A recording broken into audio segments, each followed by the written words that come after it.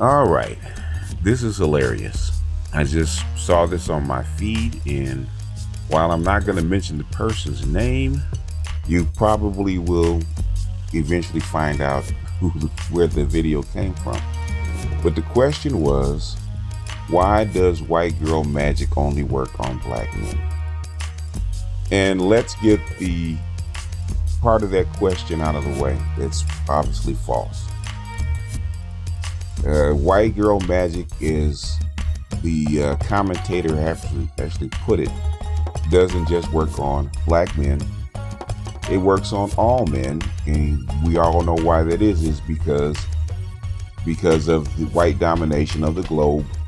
White women are the standard of beauty, which is why in anime, Japanese anime and Chinese characters, they actually use a white standard of the beauty with the round eyes and the small noses and that kind of stuff. They kind of used a white girl as a standard of beauty in their cartoons.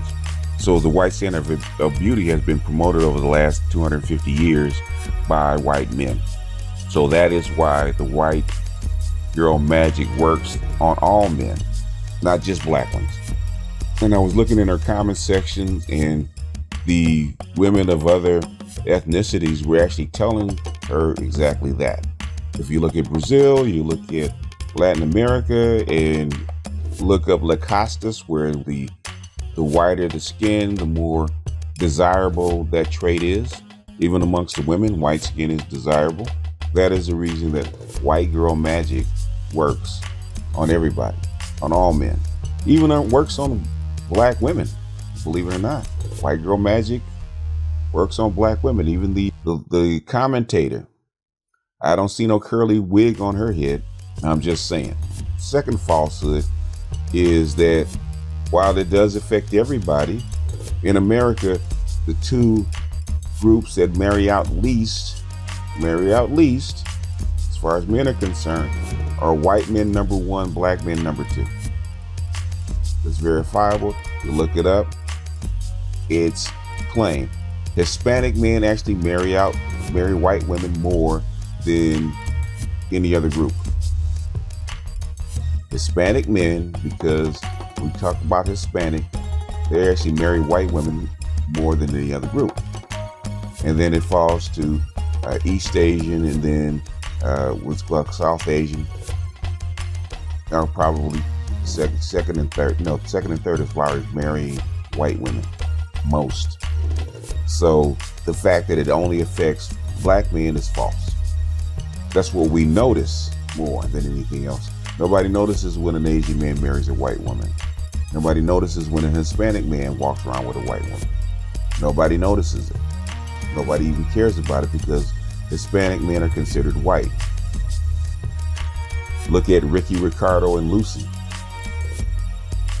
Way back in the day, back in the 50s, we actually had a television show, a very famous television show, with a white Hispanic Cuban married to a white woman. But we don't talk about that or notice that because he's not black. Now that we got the false part of the statement out of the way and cleared the air, let's get down to why it works on black men, because I think that is really the question. Not the only, I think she could have left out of that. Why does it work on black men? Even with all of the other pressures and negatives that go along with it. Why does it work on black men? First of all, is because of black men's reputation. White women choose black men, and white women choose to pursue black men. Now, they may not marry them in great numbers, but they choose to pursue black men, and they have done so since we landed here on this shore. That's how come they had to have laws to prevent black men from getting with white women. Not necessarily because black men were chasing them, but probably the opposite, because they never really passed laws against white women getting with Native Americans or or what we call Hispanics or East Indian or any other type of men. There was never laws passed against that. not even Asian, even though the Asians and all the others got grouped in with that the anti-miscegenation law. It was always there to prevent black men from being with white women, or white women chasing black men. So black men have always been that taboo for white women. So that is one part of white woman magic that affects black men. Now, number two, and should be obvious because it's something that black men have been saying for decades, maybe hundreds of years, and has been borne out over time. The reason that white woman magic works on black men is because white women give black men what they can't get from their own women, or at least to the degree that black men would really like, which is compliancy and cooperation. Say it again, compliancy and cooperation. Now, black girls look at black men wanting white skin, a greater access to sex, greater access to different types of sex, which may or may not be true. The sex part is probably true, which the black women think is cheating. But the cooperation and being compliant is the two things that black men desire from their women, but they can't get. But they can get from white women, because that's over and over and over again. That's what I hear. Over and over and over again, when I hear why a black man chose a Becky or Suline or whatever other kind of woman that he has, those two reasons keep coming back up. But those are the two reasons that black women always ignore. They have to make up reasons, like you've been brainwashed, or you're color struck, or you've been taught to hate yourself. In their head, that's the only reasons that they can come up with, because those are the reasons that they can accept. They can't accept the obvious. They can't accept what's coming out of black men's mouths, because that will require them to change who they are. That will require a big shift in their worldview to become not complacent, but compliant and cooperative and reasonable. It's not rocket science. Black men have complained about it for hundreds of years, but the thing is, black women don't want to change.